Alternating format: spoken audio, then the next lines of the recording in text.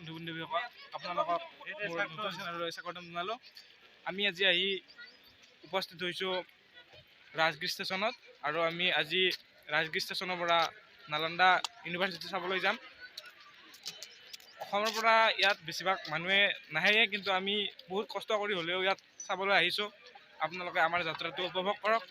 আমি পাটনাৰ পৰা আহিলোঁ। পাটনাত প্ৰায় 4টা মানত উঠিছিলোঁ। এতিয়া 9টা মানত পালোঁ আমি ৰাজগিৰ ষ্টেচন। আৰু ৰাজগিৰ ষ্টেচনৰ পৰা নালন্দা ইউনিভাৰ্চিটি মেপত 1 কিলোমিটাৰ দেখুৱাইছে। ৰাতিটো ট্ৰেইনত আহিলোঁ, গতিকে অকণমান কষ্ট হৈছে। এতিয়া ভাত পানী খাওঁ, ভাত পানী খাই অকণমান ফ্ৰেছ হওঁ। ফ্ৰেছ হৈ 1 কিলোমিটাৰ যিহেতু আমি খোজকাঢ়িয়ে যাম। আৰু আপোনালোকে আগৰ ভিডিঅ'টোত বহুতে মৰম দিছে। মোৰ কাৰণে 700 ভিউ বহুত, কাৰণ নতুন ভিডিঅ' এটা 700 ভিউ হোৱাটো ইমান সহজ কথা নহয়। গতিকে আপোনালোকে ভিডিঅ'টো চাইছে, কিছুমানে ছাবস্ক্ৰাইব কৰা নাই, গতিকে চেনেলটো ছাবস্ক্ৰাইব কৰি দিব, কাৰণ আপোনালোকৰ এটা লাইকে বা এটা ছাবস্ক্ৰাইবে মোৰ কাৰণে বহুতো উৎসাহ দিব ভিডিঅ' বনাবলৈ। গতিকে আপোনালোকক মই হাতযোৰ কৰিছোঁ, চেনেলটো ছাবস্ক্ৰাইব কৰিব, ন'টিফিকেশ্যনটো অন কৰিব। ৰাজগিৰ ষ্টেচনটো এবাৰ ভিতৰৰ ফালৰ পৰা চাওক।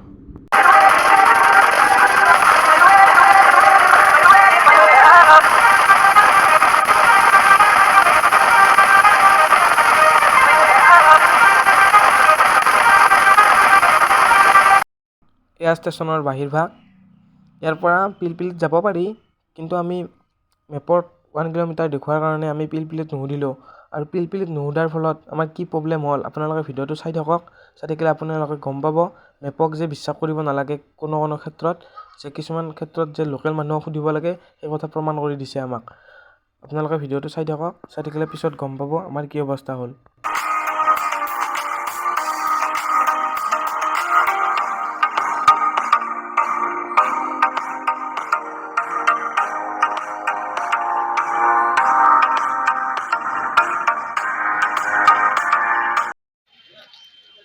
আমি অলপ ভালকৈ গা পা ধুই লওঁ, তাৰপিছত নালন্দা বিশ্ববিদ্যালয়লৈ যাই আছোঁ।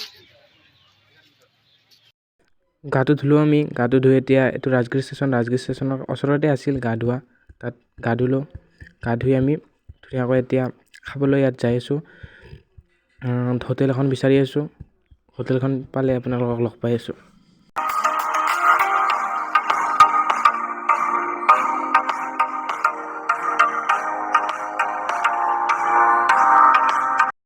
হোটেল বিচাৰি বিচাৰি আমি বহুতে দূৰ আহিলোঁ, গতিকে হোটেল এখন পাই গ'লোঁ।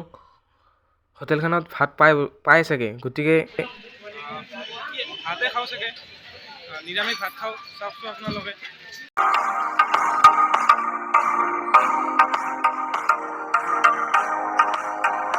আমাৰ ভাত আহি গ'ল। ভাতৰ লগত দিছে দালি, এয়া পাপৰ, তাৰপিছত পটল আৰু আলুৰ চব্জি দিছে, আৰু এয়া চাটনি আৰু আলু ভাজি। দিয়ক খাই উঠি লগ পাই আছোঁ আপোনালোকক।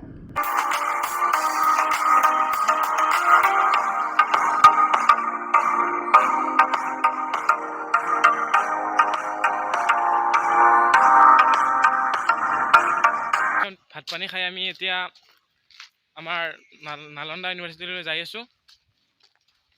এতিয়া খোজকাঢ়ি আছোঁ আমি, যিহেতু 1 কিলোমিটাৰ বেছি নহয়।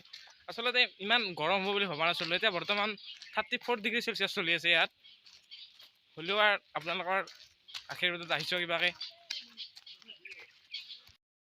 বৰ্তমানো আমি মেপক বিশ্বাস কৰি খোজকাঢ়ি আহি আছোঁ, গতিকে আহি থাককচোন আপোনালোকে।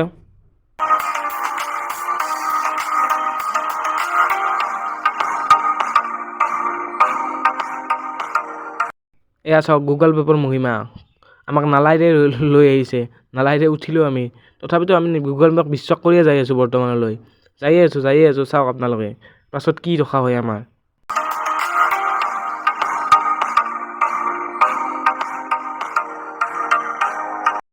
মানে মেপে আমাক সেই নালন্দা ইউনিভাৰ্চিটিহে আগৰ দিনৰ ইউনিভাৰ্চিটিখনলৈ নিয়া নাই, মানে নতুনকৈ সেইখনক সন্মান কৰি ইয়াত এখন বনাইছে ৰাজগিৰৰ ওচৰত, সেইখনলৈ লৈ গৈছে। সেইবাবে আমাৰ ভুল হৈ গ'ল। সেইখন মানে 1 কিলোমিটাৰ হয়, আমাক সেইখন দেখুৱাইছে। গতিকে আহকচোন আমি কি হয় এতিয়া। মেপে ভুল পথত লৈ গ'ল। এতিয়া আমি হাইৰোডত আহিছোঁ আৰু বাছত উঠিব লাগিব। বাছৰ কাৰণে আমি দৌৰিব লাগিব। মানে মেপবিলাকক মানে বিশ্বাস কৰিবই নোৱাৰি। এতিয়া আমি হাইৰোডত আহি সুধিলোঁ এজন মানুহক, ক'লে যে ইয়াৰ পৰা 15 কিলোমিটাৰ বাছত উঠি যাব লাগিব। চাওঁ কি হয়, দেখা যায়। বাছ আমি এতিয়া ৰখিব লাগিব। আমি গুগল মেপৰ ভৰসা বাদ দি ইয়াৰে লোকেল মানুহক সুধিলোঁ। লোকেল মানুহে ক'লে যে ইয়াৰ পৰা বেছি নহয়, 1 কিলোমিটাৰ গ'লে বাছ ষ্টেণ্ড এটা পাবা আৰু বাছ ষ্টেণ্ডত নালন্দাৰ বাছ পাবা আৰু এইখন নালন্দাৰ বাছ ৰখি আছে। নালন্দাৰ বাছখনত উঠি লওঁ আমি।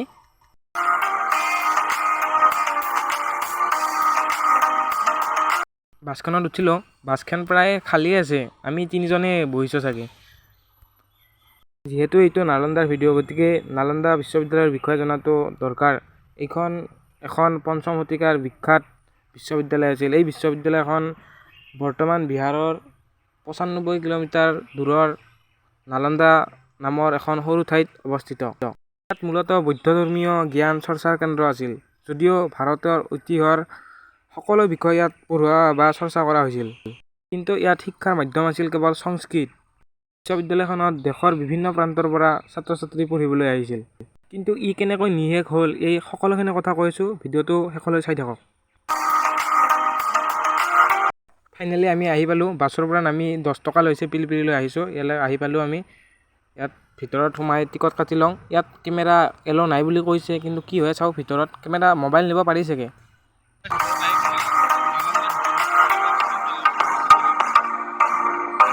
এয়া চাওক নালন্দা ইউনিভাৰ্চিটি।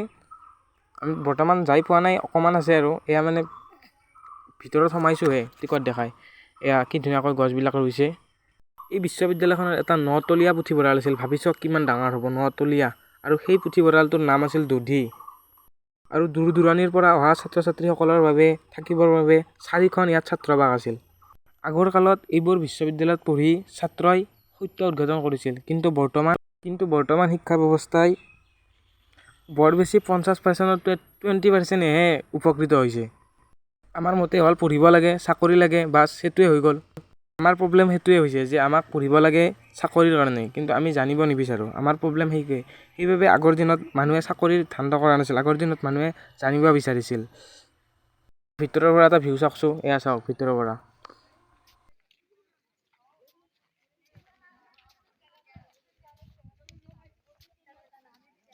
কিন্তু ইয়াত ধ্বংসৰ কাৰণ 1193 চনত যেতিয়া তুৰ্কী লুণ্ঠনকাৰী সেনাপতি মহম্মদ বখতিয়াৰ নেতৃত্বত যোৱা এদল সৈন্যই নালন্দা বিশ্ববিদ্যালয়খনৰ বহু বৌদ্ধ ভিক্ষু বা আচাৰ্য শিক্ষকসকলক হত্যা কৰি ধ্বংসৰ লীলা সৃষ্টি কৰিছিল। আৰু ইয়াৰ বিশাল এটা গ্ৰন্থগাৰ থকা বুলি ক'লোঁ যি, সেই গ্ৰন্থগাৰটো পুৰি পেলাইছিল। আৰু সেই গ্ৰন্থগাৰটো পুৰোতে কেইবা সপ্তাহো লাগিছিল। ভাবি চাওক কেইবা সপ্তাহ লাগিলে কিমান ডাঙৰ গ্ৰন্থগাৰ হ'ব লাগিব। এই যে কলাবিলাক দেখিছে চাওকচোন, এই ঘৰবিলাকত চাওক, এই কলা কলা লাগিছেনে? এই ৰঙা ইটাবিলাকত কলা কলা লাগি গৈছে। এইবিলাক পুৰা চিন হয়। এইবিলাক কেইবা সপ্তাহো পুৰি আছিল, মানে পুৰি চেছ কৰিব পৰা নাছিল। তুৰ্কীসকলে এনেকৈ ধ্বংস কৰাৰ কাৰণটো হ'ল তুৰ্কীসকল আছিল মূৰ্তি পূজাৰ বিৰোধী, আৰু তেওঁলোকৰ নিজৰ ধৰ্মৰ বাহিৰে অন্য ধৰ্মবিলাকক কাফিৰ বুলি গণ্য কৰিছিল। সেইকাৰণে এনেদৰে আক্ৰমণ কৰিছিল বৌদ্ধৰ শিক্ষানুষ্ঠানসমূহক। ইয়াৰ উপৰিও আন বহুতো কাৰণ আছে, কিন্তু ভিডিঅ'টো বহুত দীঘল হৈ যায়, সেইবাবে ইয়াত আৰু ক'ব নোৱাৰি। পিছত আৰু কেতিয়াবা কৈ দিম বাৰু। নালন্দাৰ ভিডিঅ' এটা আছে, তাত কৈ দিম। এয়া চাওকচোন, এয়া চাওক। এয়া পূৰ্বতে এয়া ছাত্ৰবিলাকে ইয়াত থকা আছিল, মানে দূৰ দূৰণিৰ পৰা অহা ছাত্ৰবিলাকৰ মানে ছাত্ৰবাস আছিল। এয়া চাওক, এয়া পুৰি আছে, কলা কলা চাওক এইবিলাক। এয়া কলা কলা চাওক, কেইবা সপ্তাহ লাগিছিল ইয়াত পুৰোতে। ইয়াত বাহিৰ ভাগ, ইয়াত কুঁৱা দিয়া হৈছিল, ইয়াত কুঁৱাৰ পানী খোৱা হৈছিল।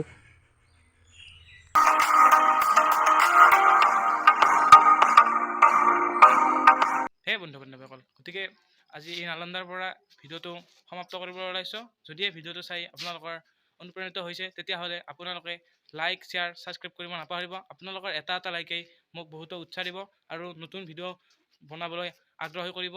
গতিকে প্লিজ লাইক, শ্বেয়াৰ আৰু ছাবস্ক্ৰাইব কৰিব।